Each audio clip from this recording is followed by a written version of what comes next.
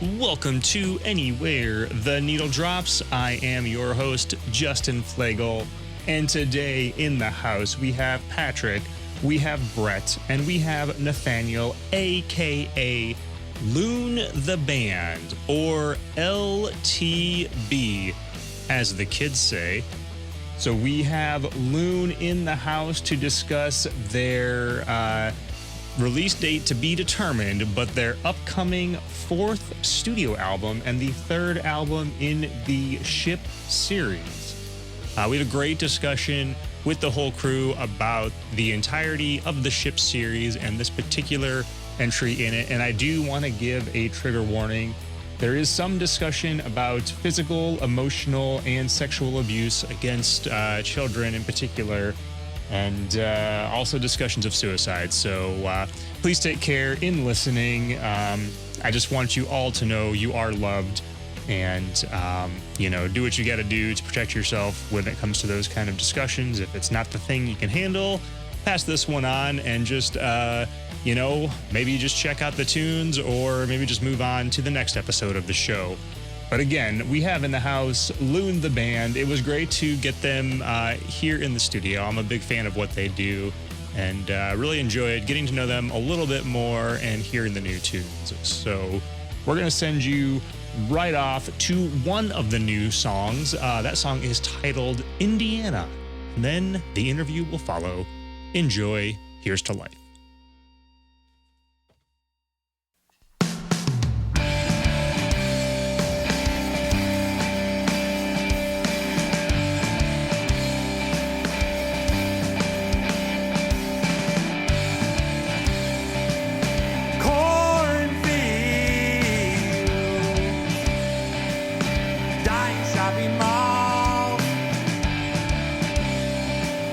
Lightning bugs. Indiana has it all. Horse and buggy, basketball, 4-H fairs. Indiana has it all. And I was born between the soybean and the corn, and I feel so connected to this land, but not all of its people. Indiana.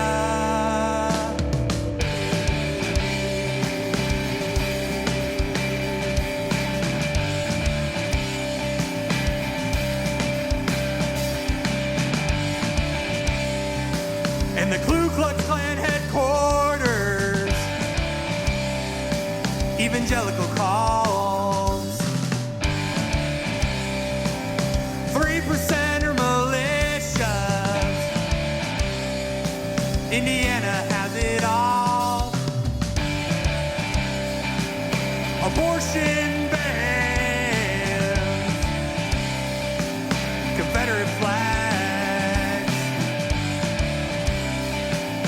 fucked up white men. Indiana has it all. And I was born between the soybean and the corn, and I feel so connected to this land, but not all of its people. Indiana.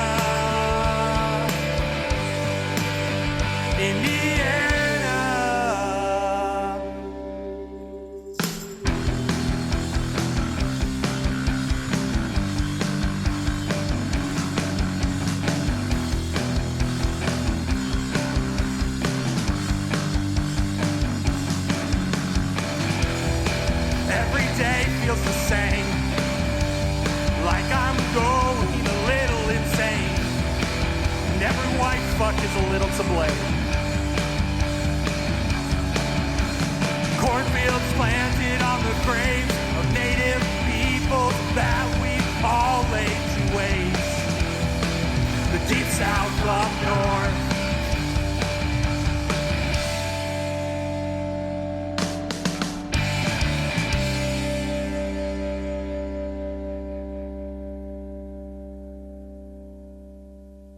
So Lune the Band is in the Red Chuck studio. It's awesome having you guys here. Yeah, thank you. Yeah. So just so everyone at home can identify voices, can y'all just go through your names real quick?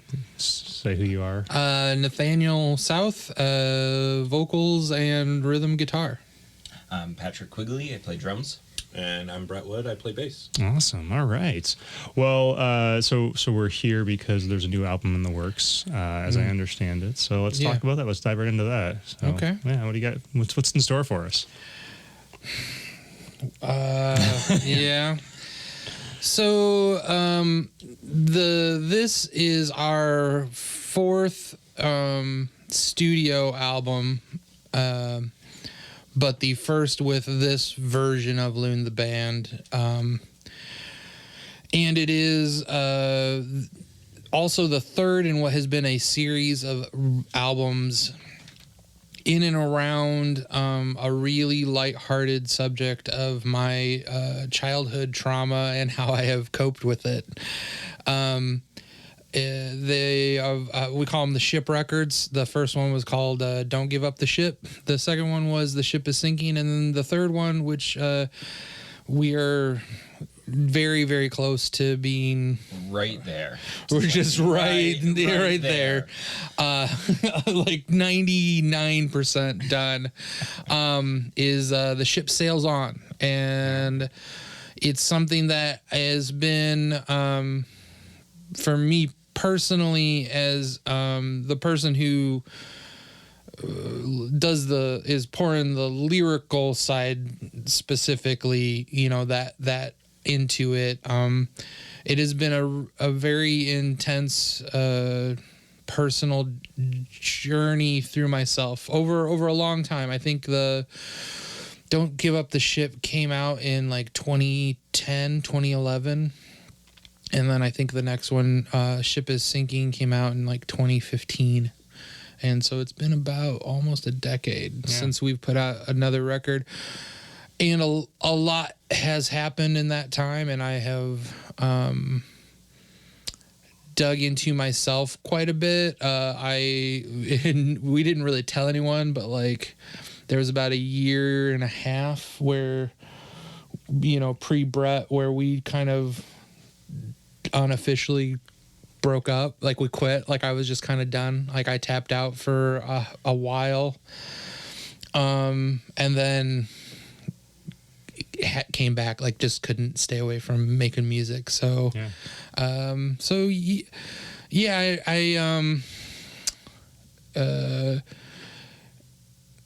have so many feelings and thoughts on this record that it's at moments like these that it somehow becomes very hard for me to know where to start and unpack it. I think on a more technical musical note, I think it's a great record. I think it's the best thing I've ever personally been a part of musically, artistically, and I think there's some real banger songs on here. And I'm really excited for people to hear those and I the whole process this time around, this is the most control we've ever had. This is the most prep we've ever had. And I think it's the most collaborative that a Lune record's ever been, and all of that stuff has been very rewarding for especially when you have so much emotionally packed into it, like at times uncomfortably packed into it. Like it's nice to have people that you trust and love with you to help along the way and to be just as invested. I think that's been I have a lot of personal imposter syndrome that I've never been shy about, where I constantly wrestle with should I even be making music, or is the music that I make even worth people consuming? And to have two musicians and people that I love and care about and respect as much as these guys along for the ride, to be as invested in it as I am, is not just beautiful and special, but important and necessary. So that's, I don't know, you guys. Yeah. I feel like I've now officially talked way too much. No. So- That's good. But let's give each of you a chance too to. I mean, how do you guys feel about the album? So anyone that's familiar with previous Lune the Band material would probably identify that it's hard but fun and sad but hopeful, and the new record is hard but fun and sad but hopeful. I will say, it feels more hopeful than previous records. I mean, they've all been hopeful, but it does feel. I don't know if I've ever been happier. Someone has said, and like that makes me so happy.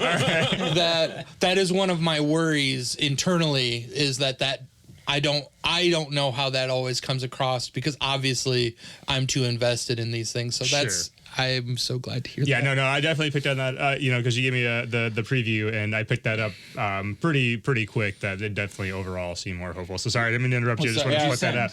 Yeah. Huh? What'd you send? The whole thing? No, yeah. Nice. Yeah, well, he's doing the thing with the thing. I Yeah, don't yeah. disagree. I'm just curious what you've heard. Yeah, so Yeah, no, I heard the short tangent on that. So I took a couple days off when we were mixing it to actually like do the mixing, because I realized we weren't going to get it done just in our free time on the weekends. So we took a couple days off work, and knowing that I took a couple days off work, people at work would be like, "Oh, what'd you do with your time off?" And I was like, that whole long weekend, I was like, how am I going to have this conversation with people at work? I was like, maybe I'll show them a song. And I was like listening through the record, and I was like, what song do I want to show my coworkers that I don't want to have a real conversation about scandals, abuse, and trauma about? And I was like, oh, maybe this song.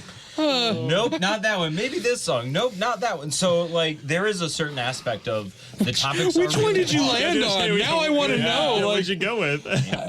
tequila? That was what I going landed to be on. my Yes, guess. that's the closest you get, right? Exactly. My other guess was Indiana. No, Because that starts a whole other conversation. Yeah. Not about my trauma, but about our America's trauma. Yeah, especially since I assume you work in Indiana. I do. Yeah. Okay, so yeah. I mean, that's that's going to have some conversation afterward. Right. Yeah. So it's that, like, it's not surface level. It's deep. It's hard. It is very hopeful, but it is deeply personal as well. The interesting aspect of this record for me is I've been playing with Lune for a long time. First release, well, it's not released yet. It will be the first release recording that I'm on as the drummer, right? I've done some like smaller auxiliary stuff on previous records, but it's the first time I've written the parts, recorded the parts, produced the parts, and Brett has similar experience. I won't talk for you, but so there was a certain sense that Brett and I are not original members of the band, so there's a lot of music in the catalog that we learned, and we learned somebody else's music, and this is our first opportunity to be part of the collaborative process and to put our own thumbprint on it and come together, not just as Lune, the long-running project that goes, I don't know, 2005. 5 years back, something Wow. like 2005. Wow. But really as like, what are we now, and how do we embody this together, and how do we support the vision and put our own thumbprint on it? It's been incredible. Yeah. Yeah, because for both of us, it was just, hey, you want to fill in? And then, oh, so you're part of the band now. Like, that was what happened. He didn't know this was an audition, but Right. yeah. That's Compulsory. a great story. Yeah. So let me dig into that one a little bit. So South hit me up. I have no idea what year it was. Time isn't real. Time doesn't exist. Had to be. But at one point he was like, "Hey, our drummer isn't available for the show. Do you think you want to learn the parts and come play with us?" I was like, "Yeah, that sounds like fun." And I played the show. It was a great time. And then the conversation afterwards was, "Hey, there's another show in 2 weeks that our drummer can't make that one either. Do you want to play that one too?" And I was like, "Yeah, absolutely." And then I think it was the third show. It was, "South, do you still have a drummer?" Oh, no. You want to be the drummer? Yeah. Yeah, absolutely. And I'm sure it was similar for Brett. Yeah. That's the way you get hooked into Lune. How long were you guys playing just two-piece? That is its own complicated tale. Right. That is none of you listening to this is business. It'd been a hot minute. We probably had gotten three or four shows that we had played as a two-piece, and then I remember that the couple became a throuple. Yeah, Patrick was like, I got a guy that I think would be good if we want to try a bass player, and I was like, yeah, sure, and it just fit. I'm very I don't even know how to put. I get very shy and very some people would probably interpret it as maybe protective, or in my worst nightmares, snooty or obnoxious about False modesty. About but it's more of, I just get very shy about letting people into that kind of permanent creative bubble with me, and so it's a sacred space, right? And so it's as the kids say, vibes. Are the kids still saying vibes? Am I too? I do. If we're talking about it in this room, then they're definitely not. They've already moved on. So, that's fair.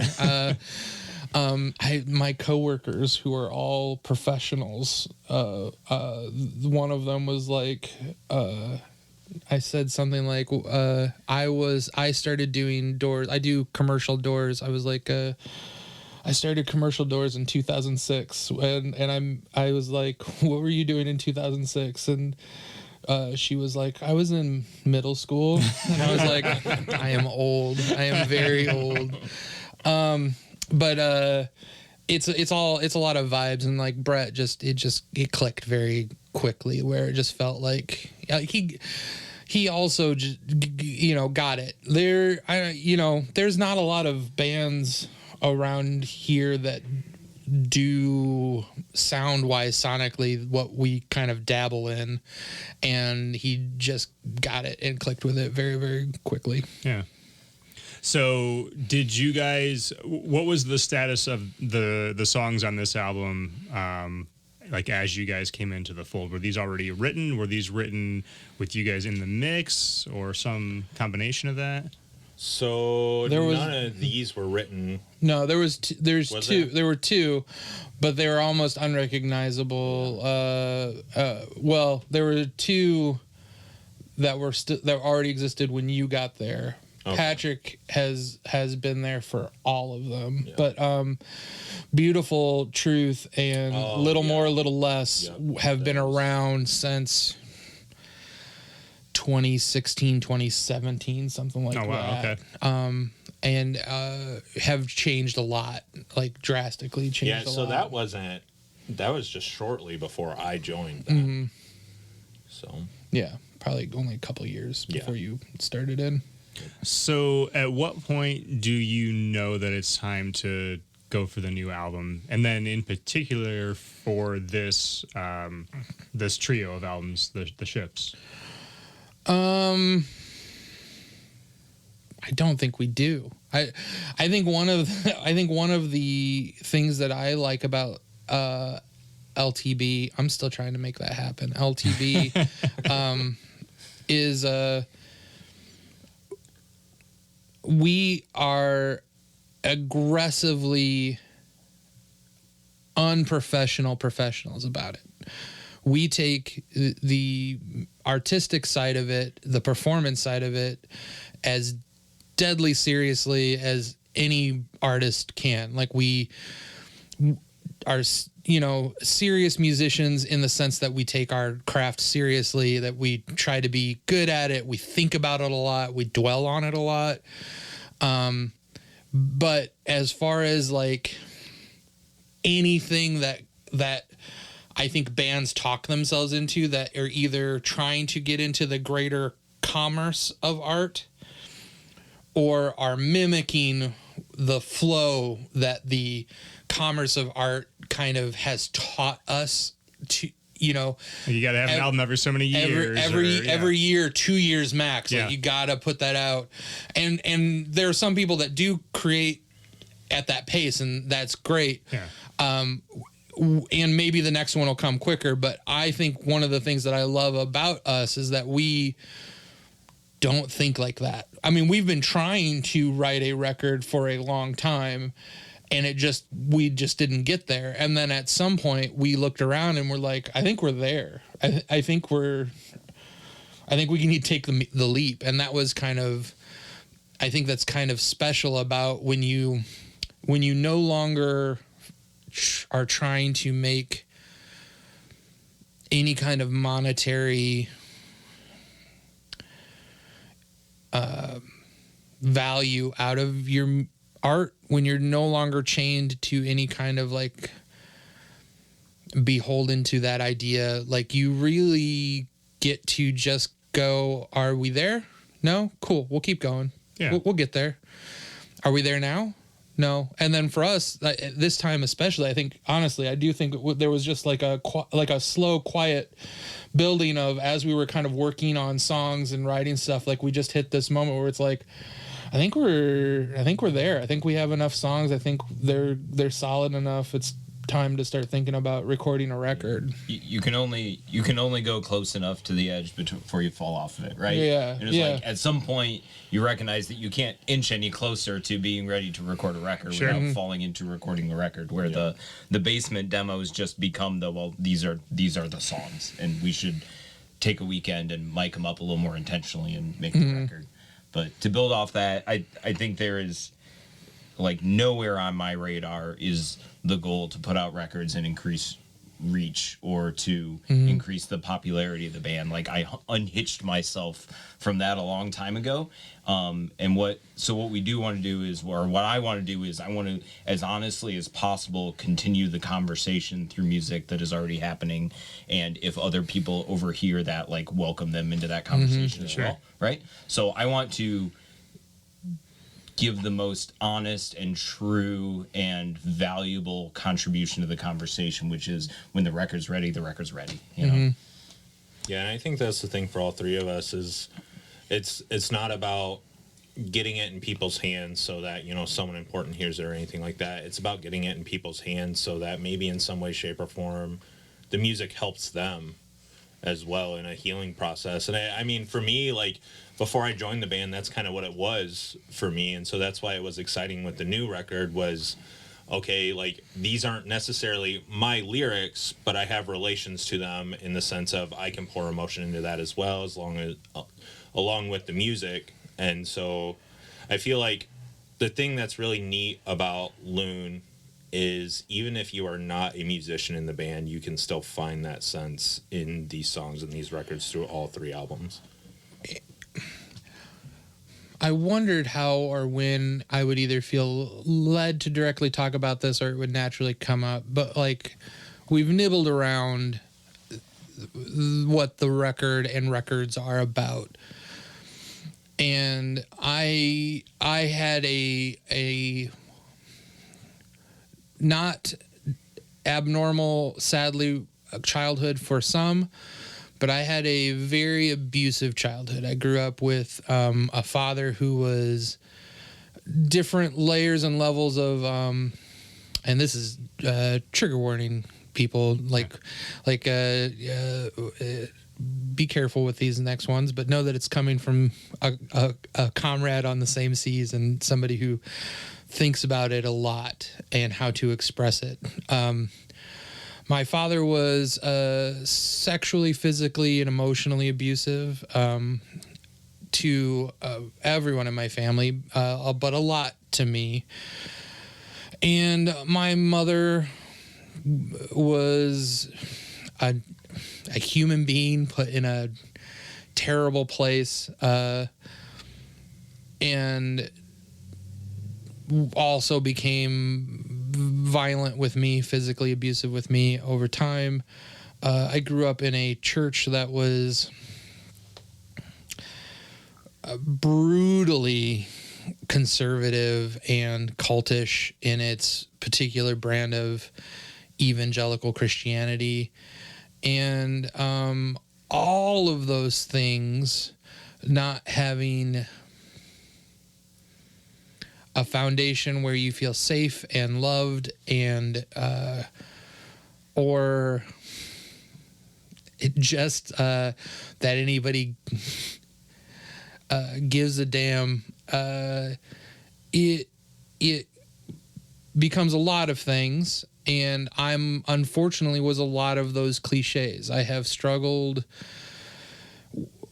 on one level or another, or one layer or another, with suicidal ideation on and off since I was very, very, very, very young. And I, in my 20s, was a disgrace of a human being. Because sometimes when you have trauma and it's allowed to grow and fester and you don't understand it and no one's explaining it to you or how to work through it, it turns into violence towards yourself, violence towards your surroundings, and violence in more than just the physical idea. You know, like you are psychically, emotionally, along with occasionally physically violent to yourself and your surroundings. And, you know, I did a lot of things, said a lot of things to either try and plug a hole that existed inside of me, or pretend it wasn't there, whether that through substances or interactions. And that is what these records have been about, and that's what this last one is about. It's about, you know, I kind of explain it like this: the first Ship record is very snarky, very tongue-in-cheek, which is just a way of trying to avoid directly talking about your emotions. The second one is a lot more nihilistic. It's a lot more sad and dark. And then this one is like, it's like if we were in the room together and I just took a deep breath and went, so like, do you want to know why I wrote those two records? And it's that. It is the culmination of an emotional journey that I have been on since I was 8 years old. And I don't think that journey will ever finish. I don't think that that is how trauma works. It does not get erased. You just learn to coexist with it. And that is my hope for this record. I have no commerce hope at all. My hope is that if there are people out there that, I was just thinking about that on the way here. There are these lines and these lyrics in these songs that, like, I just know I desperately would have needed, if I could have heard something like that when I was 23 and like binge drinking for like the third night in a row. I don't think it would have fixed me, but it would have at least been some semblance of like a beacon of like, hey man, shore's over here. Like if you don't gotta keep drowning out there. You can come over here and find land again. So you want to feel old for a second? I think I was like 24, 25 when I first really got introduced to Lune and started diving into that. And I was in that boat where I was dealing with a lot of emotional trauma and a lot of things that had happened. And that's exactly what the first two Lune records were for me. They were, oh, okay, there's other people that struggle with a lot of these feelings too and don't know how to handle them, but are trying to figure out how to handle them. Yeah. And so I think that's part of the reason why when I came in, I got the vibe was because I was in that similar circumstance, and it helped. That's quite the journey from listening and like taking that from those albums. I mean, that's the magic of art and music. You know, it's that is why we make things. You know, it's to connect with each other. It's why we've told stories as long as humans have been around. It's to share our experiences, and then yeah, like I said, you said it's a beacon. It shows people that they're not alone. Other people have experienced this. They're, which leads to the next step of there's a way out. The shore is near. So, Yeah. That's. Thank you for sharing that. I'm trying to think of where I even was in my thoughts before that.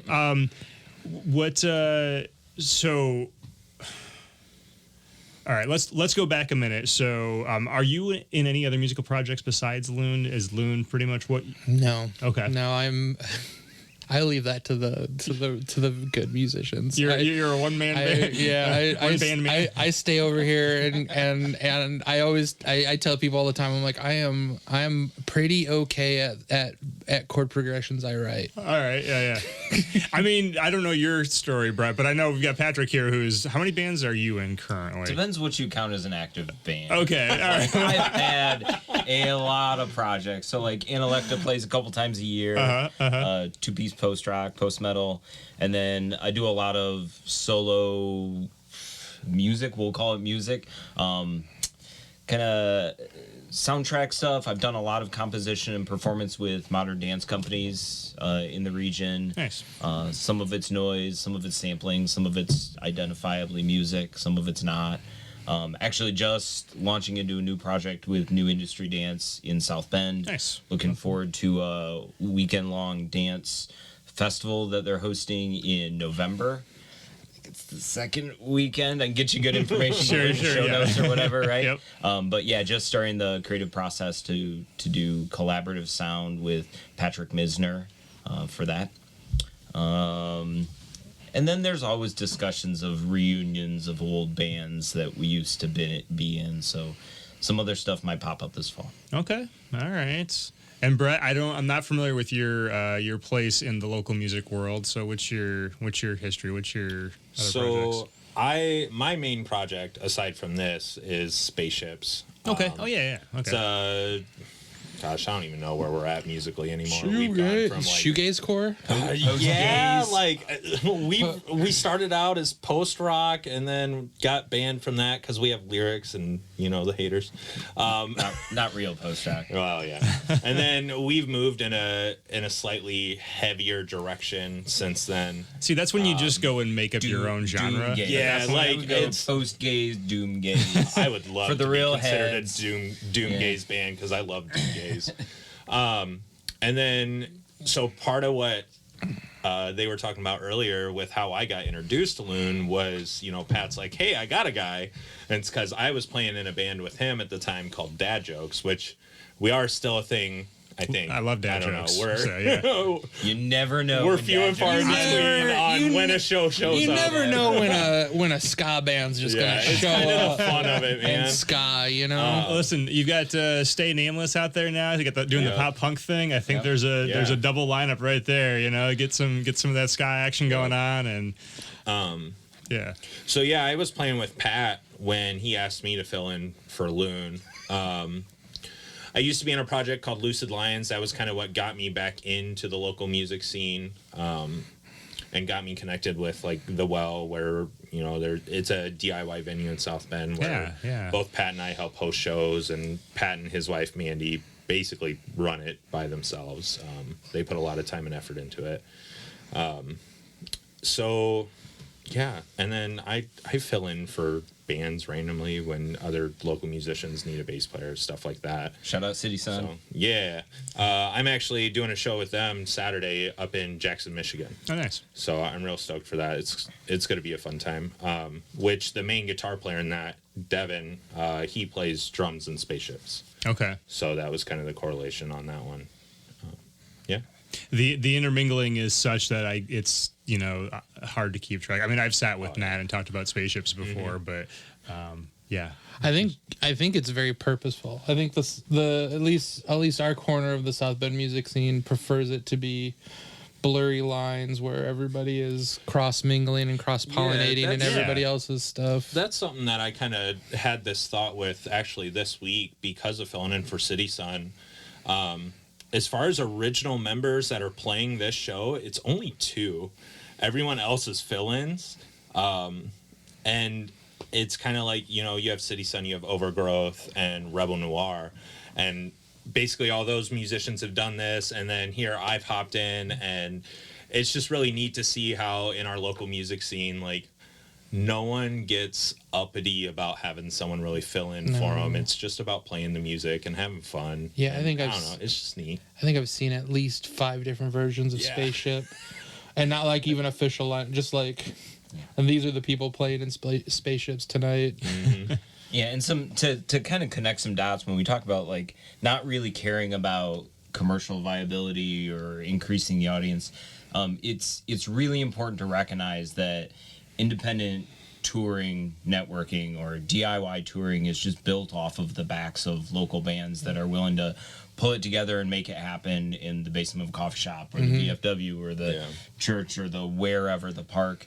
And so that's what I've seen some of the intermingling of band members happen out of necessity of, at some point in the mid 20-teens, there are going to be hardcore bands that are coming through looking for a show. And unless there are local hardcore bands, then we can't put together a good show for them. So why don't you and your 3 friends like pull together a band? Because when we're looking for local hardcore bands, there's not a lot of options. Well, why don't we make one, you know?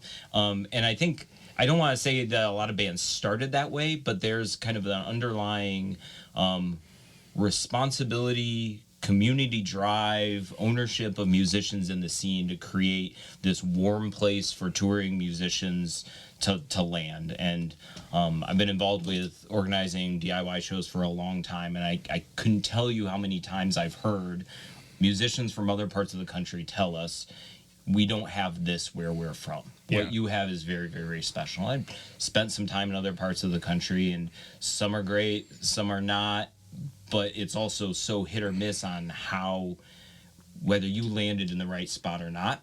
But what I want to make sure is that, like, this Michigan, Indiana, our region of the Midwest, Just call it Michiana. a We can't escape it. It's what it is. is a warm place for independent artists to land when they're coming through. However they find us, whether it's through one of our bands or Indie on the Move or Facebook or Instagram or blah, blah, blah, whatever that is, right? So Lune the Band exists not to become popular and sell records, because we're not doing either of those things. But to like continue that conversation, right? We talked about impact through music and creating a beacon of hope so that people can identify others that represent some portion of their own experience, but then also because local music doesn't continue to happen unless you do it, right? Yeah. And so I love writing new songs and putting out new music, because that's how the shows continue to happen as well, right? Every community takes active work to keep it going, and community is something that I have started talking about a lot, even on stage during shows, of community in a lot of things. Like I think all 3 of us would actually self-identify as punkers. Like, we all started out as punk kids and are still just punk adults now. Like, those ethics, those ethos, those ideas, those idealistic versions of morality that punk rock taught us, which is authority is often corrupt and evil. Do it yourself is always better than if a corporation was involved.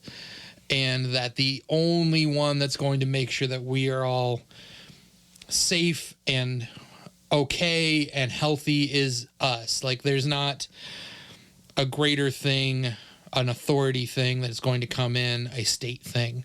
And that bleeds into a lot of things. The Well is definitely one of those versions of that, of, you know, when we say a music community, like, that's important because it's a place for people to come together, to get outside of themselves, outside of their bubbles, their confinements, to meet people they wouldn't necessarily meet at work or at school, or, you know, doing whatever their day-to-day is. And by doing that, by meeting each other, by talking to each other, by learning who each other are, that we become more empathetic and better. And like, punk rock, when its best version, for my money, is still one of the best and oldest practices of that ethos, of that idea of like, I'm not cool because I'm in a band, and you're not cool because you're not in a band. We are the same. In fact, we're so much the same that I'll teach you the chords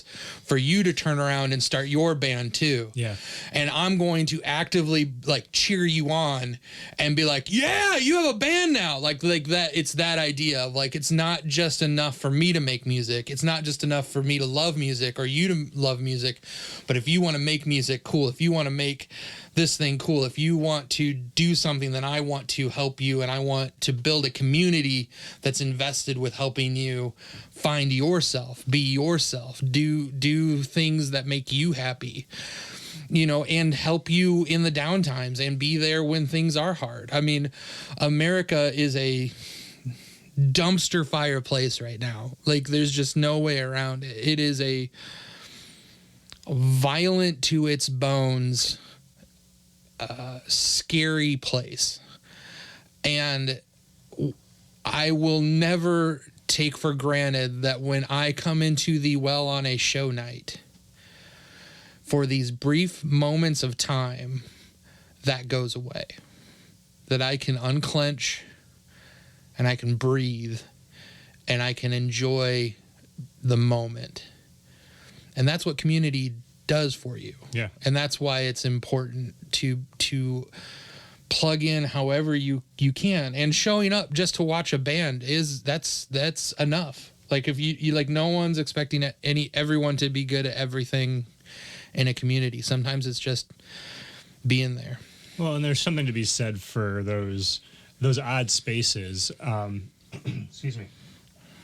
I don't know how familiar you guys all are with the PRF crew, but I mean, I came across them actually about 10 years ago now when I had the Rutabaga on this show, and they were packing up for Thunder Snow. You know, they were getting ready for this, and they were telling me about it, and I just remember like being like, that sounds weird. Why are you going to the Upper Peninsula in February by choice? That seems like a terrible idea.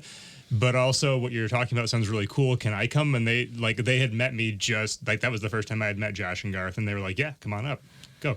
And I just remember the day I left for my first Thunder Snow in 2015, I was a phlebotomist at the time. I was at a thing out in Elkhart, and I was planning on going up to Thunder Snow right after I got out of work, and I left for Thunder Snow, or, you know, started going to Thunder Snow. I get to this intersection, and I'm sitting there, and I'm like, this is weird. I don't know these people. I'm driving all the way to the Upper Peninsula in the winter for this weird ass thing. And I called my wife at the time and said, hey, is this a bad idea? What am I doing? And she's like, well, it sounds weird, but it also sounds like something you would do.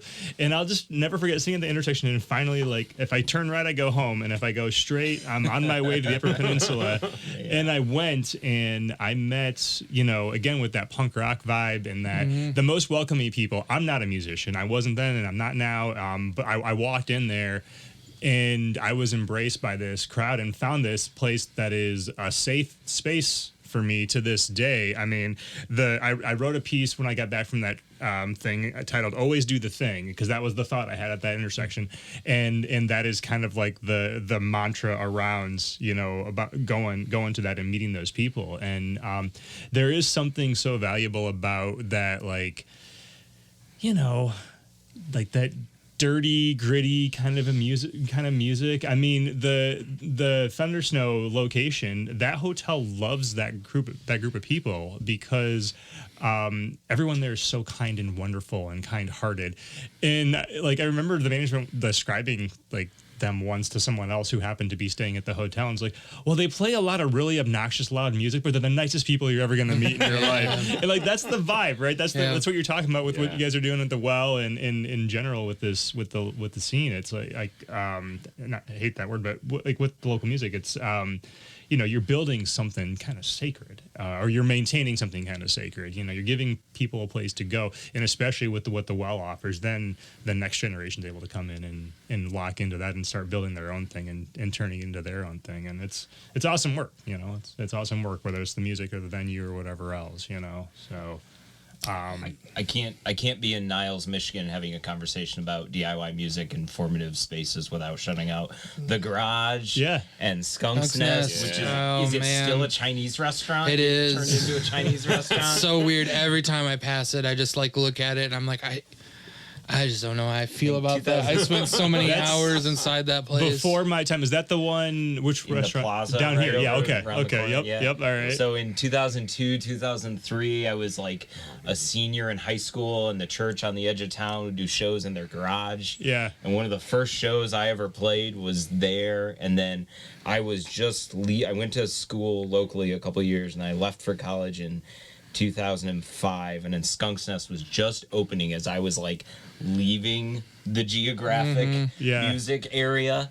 And I remember coming home, it must have been for like winter break, and like observing what had happened while I was gone, and like watching the local music community like swell and fill a new space and do a new thing. And it's wonderful. Talk about formative spaces in time that like will forever leave an imprint on people. Yeah. And the people that made those things happen have no idea how many people they affected and in what ways. Yeah. Right? Yourself, you have no idea how many people you affect by doing this and in what ways. And South, even though part of your vision is to affect people, you also have no idea who you are affecting and in what ways. And I think that it's also worth some like sacred space and thought to sit with that, right? And to recognize that through our best plans and through all of our efforts and whatever fundraising or lack of fundraising, it can look very haphazard, and it can be very grungy and dirty, and like we just barely make it happen sometimes. But it's very sacred. It's very, very sacred. It's beautiful. I have at times on stage and do in my day-to-day life all the time refer to it as Mother Rock and Roll. Like I tell people that only reason I'm still here is because a very broken 13-year-old heard Smells Like Teen Spirit for the first time and discovered a world of music that kept them alive through a lot of stuff. And I always say that like part of me learning guitar and starting to write songs was that I owed Mother Rock and Roll a debt I will never be able to repay. And that I'm just here to preach the good word, you know, the gospel of 4/4 time. That's on our stuff for a reason. Like it's something that I agree. I agree with what Patrick just said. And I will real quick say that just because you and talking about Skunk's Nest, when Lune was still a two-piece, just two acoustic guitars on stage, Patrick was in a band called Dr. Doctor, which was a very good, very, very talented like mathcore adjacent, spazzy, like very aggressive. And these play like Dillinger, look like the Chariot. Exactly. That's and they notoriously threw themselves into it. We're one of those bands of that era where blood would often happen on stage and instruments would get broken. And I was going on before them with like a like alt country adjacent like folk punk thing and two acoustic guitars, and I remember just getting amped up and going, well, I gotta do something. And we got to our last song, and I'd been kind of like poking at the crowd all night to just kind of like bring a little punk rock to it. And then I just played so hard on the song right before you guys were going to take the stage that I broke everything but two strings. And I got done and I looked and I had blood coming all down my strumming hand, like just like real blood, like that had come down my guitar. And I turned around and I said to the crowd, with like showing them my bloody hand, I was like, how's that for metal? And I swore, and I picked up the chair and I threw it down the back hall. And I like got off, and Josh Mert, who's still a dear friend that started Lune with me, was like, you all right? I'm like, no, you just haven't seen the band after us, man. I had to do something. Like, nobody's gonna remember we played if I don't do something. I think you guys were doing story time at that point. I have so many good Niles, Michigan stories. I really have to edit myself. I mean, Niles is as much Niles and the South Bend thing they are tied together. They are one and the same. Niles is sort of this forgotten corner of Michigan. I grew up in Bridgman, and North County basically pretends that Niles doesn't exist, and when they do talk about it, it's never pleasant. It's improved over the years. I like to think that I've helped with that in helping raise the level of Niles, but very much culturally, Niles and South Bend are much more linked than it is with the rest of what's going on anywhere else. And there is this. I love this whole. I missed out on that whole thing. I hear the crazy stories about. Again, going back to the rutabaga, like speaking of coming into like a crazy loud raucous scene with an acoustic guitar, Josh in the rooms he used to play in, and then like the bands that Garth used to play in, and it sounds like there were some pretty epic days back in the day in this region. The Josh, so I grew up with Josh. I went to school with him. Oh, nice. We both grew up we both went to Awanas and Sunday school together way back in the day. And I don't want to spoil a lot of things, but we've already played this song on the podcast and stuff. But Josh is one of the people that lent themselves to the new record, and that was very special. And Josh and Garth are like, I just feel like they've been mentioned too much to not stop and just go. They would both blush and hate and be annoyed that I'm going to say this, but they are two of the most beautiful, giving human beings that I've ever met in my whole life. I was lucky enough to record the second Lune record the second Ship record with Garth, and I've known Josh forever, and they are just truly beautiful humans that make some of my favorite music in the whole world. Oh yeah. And I don't know, I just love them a whole lot. I'll second that. They're amazing humans, and the Brother album is still in my top 5 desert island list, 100%. So yeah. But all right, so the new album. Do we have a release date yet? Is it still? Oh, absolutely no. I would know. All right, That's not very Lune. Yeah, we don't believe in release dates. And if we did, we would blow through it like 3 times. Like we would say it now, and you'll get like a 2-day notice of when it really happens. I honestly, we haven't talked it out, but in my heart, like once we get to the point of being able to put it up online, I just don't want to tell anyone until it's up. I'll just be like, oh, congratulations everyone, you've woken up to a Lune record. There it is. Yeah, but if you're listening, the South is really soft, and we'll probably just give it to you if you ask. Really. Jump in my DMs, people. Like you never know the number of times that I've had to like take a minute at home with my pugs next to me and basically get a text from Patrick playfully going, so I looked at the people attached to the file for the Lune record and me going, or even my to one up that, when I go to share the record with someone that I care about, and they're like, "Oh yeah, South already sent it." Yeah, of course. No, I think we should play a game where us 3 as band members close our eyes, and then we hold up the number of fingers of unauthorized people that we've sent the record to, and only Justin gets to. No, just. I was starting to. I was like, all right. I can. The record is there. We want to do it justice and send it out to get mastered, to put some sparkle and some real finishing touches on it. Sure, yeah. And then it's going to be like, how much discipline do we have to wait for physical media release versus just putting it out there for our friends and family? I'm not going to even pretend I have that. It's not going to happen. It's going to come out on digital first. The record's there and it sounds great. Yeah, it is. I think it's I'm just really proud. I'm just really proud of it. I just I don't know how many times like I think with real needing of assurance, I have looked both of these guys in the eyes and been like, I think this is a real special record, right? Is this special? I think this is a special record. I think it's a special record.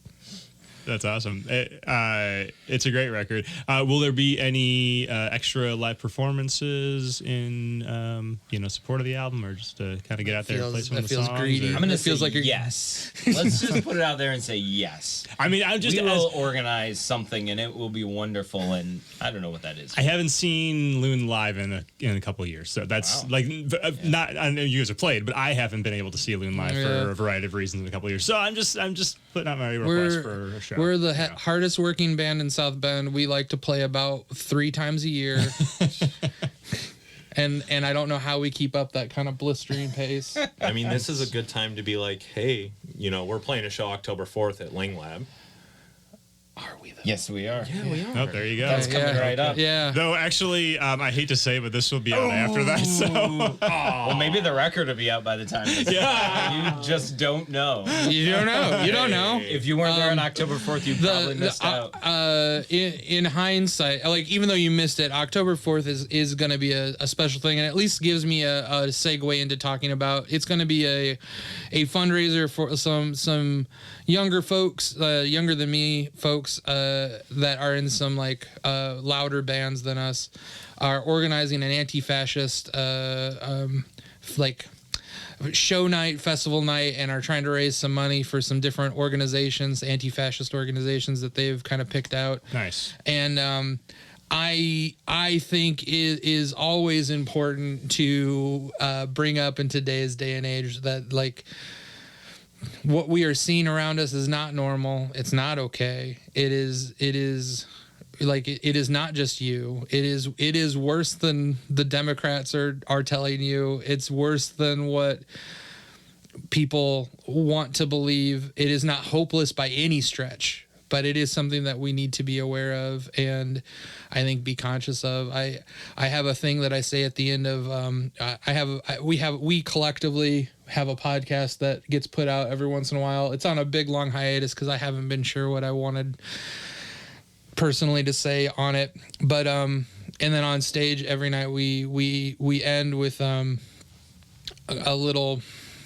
kind of mini sermon thing that I've kind of developed over the years that is just always referencing the things that I think are important to keep hammering, to be anti-fascist and anti-racist, to be pro black and brown, because it's not enough just to be anti a thing. That is the harder part of punk rock that they don't do as good a job of teaching you. Is it's not enough just to be anti the thing. You have to be pro the other things. Yeah, you have gotta to build be too, yeah. You can't just destroy, you have to build. Be anti-fascist and anti-racist, be pro black and brown, and be pro trans and queer. Gender is a myth. It's a box that they've built to keep us all trapped inside. Free yourself, and in freeing yourself, free the world. It doesn't have to be like this. There is a better world. I believe it with everything inside of me, and it is hard to see sometimes, but it is there. And I personally have told myself more than once that I didn't survive everything that I've survived to give up to a bunch of, I'm not going to swear in your podcast. I mean, it's okay. People do swear in this podcast all the time. Okay. So. some Nazi fucks that put on whatever alt-right or hard right or conservative right or social right. Racism's racism. Nazis are Nazis. I'm not shy about calling them what they are. And you can't see what's happening in Ohio with the Haitian population there that is being demonized and now targeted, and how they have just gone after trans children, children who were lucky enough to have parents who loved them and accepted them for who they were and are, and have gone after them and attacked them and targeted them. And you can't and shouldn't be quiet. It is so easy, and I say this to myself always first. It is so easy to put your head down and try and get through the day. Capitalism, I think, is terrible and horrible and evil. And I think one of the things that makes it the most insidious is it is so good at making you so stressed out about how you're going to pay your bills to keep a roof over your head and medication in your system and food in your belly that you are so frightened to stand up for your fellow human beings when they get targeted. Yeah. And Lune traditionally has not been an implicitly lyrically political band, but I have always appreciated that most people have always grouped us as a political band because we are deeply political as people. And you know, I just dig a little deeper and understand that anybody who has a lot of power and money probably isn't your friend. Yeah. And I just want to emphasize that I'm a big advocate for community efforts and community work, and it does not get better if you don't get out there and do it. And again, Brett, I don't know you as well, but you know, I know what you guys do out in the community, and it's awesome. And yeah, Brett does it too. He does. Awesome. He's with us in it. Yeah. I trust them, so yeah. I'm not saying Brett has yelled at cops who have let Nazis terrorize queer kids in front of the well. I always forget about that. But I'm not saying Brett has yelled at cops who have let Nazis terrorize queer kids I'll in front of admit the I have. All right. It was well, honestly really cathartic. I bet that felt good. Yeah. Sometimes it does feel good to be able to. Yeah. All right. Well, I look forward to the new album. I mean, I've heard it, but I look forward to the final version of the new album when it's ready, and I'll just keep waking up and looking at the Bandcamp.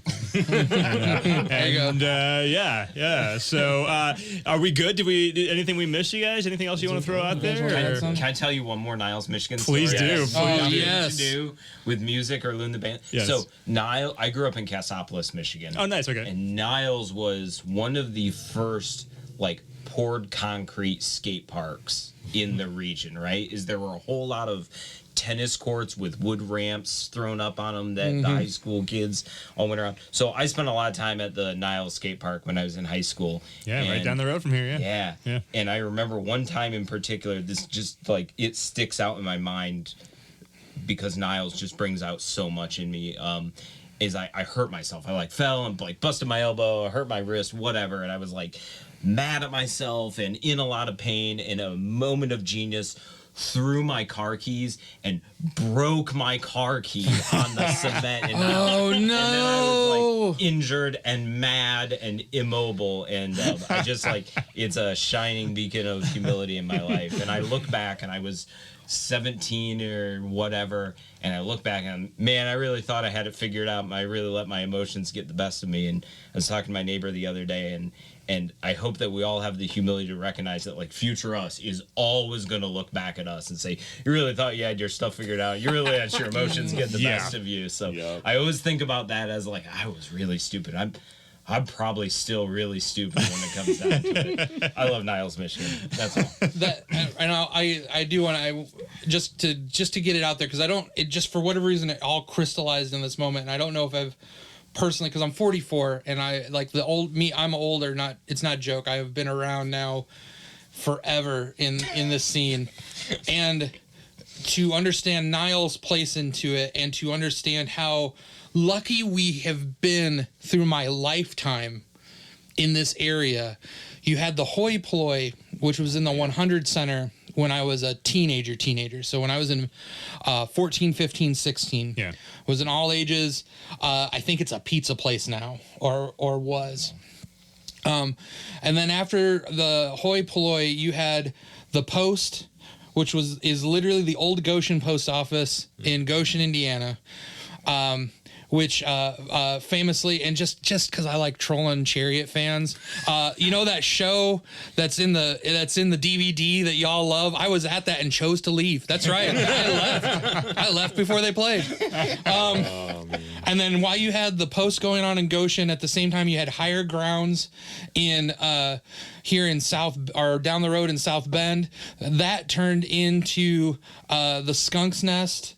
And what was the church you guys used to play at all the time that was in Bristol that you in The loft. the loft, Yeah. and then that all then turns into like where the well comes from now. Like the lineage is there. Like it has been a kind of like ebb and flow of these DIY all ages punk rock and punk rock adjacent clubs that we have been lucky enough to have and experience in this area, and how important and special that has been.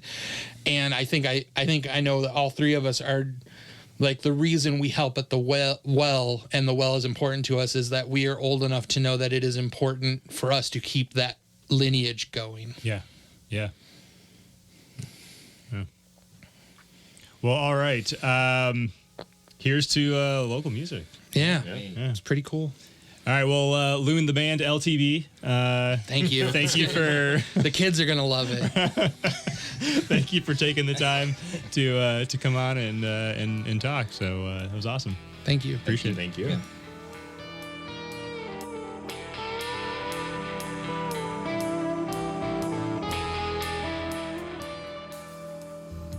You have been listening to Anywhere the Needle Drops, a product of Red Chuck Productions. Be sure to keep tabs on everything going on with this show and everything else Red Chuck over at redchuckproductions.com, or by following us at Red Chuck Productions on social media. Special thanks to Hero Jr. for our theme music. You can check them out, listen to their songs, and see where they're going to be over at herojrmusic.com. That's HEROJRMUSIC.com. Also, special thanks to Paul Clemson, our sound engineer and producer. And while you're at it, make sure you visit the websites and band camps and shows of all of our guests. If you want local music, if you want independent music, or any kind of art, you've got to support them. So give musicians and artists your money. We will see you at the next episode. Until then, here's to life. Could I, would I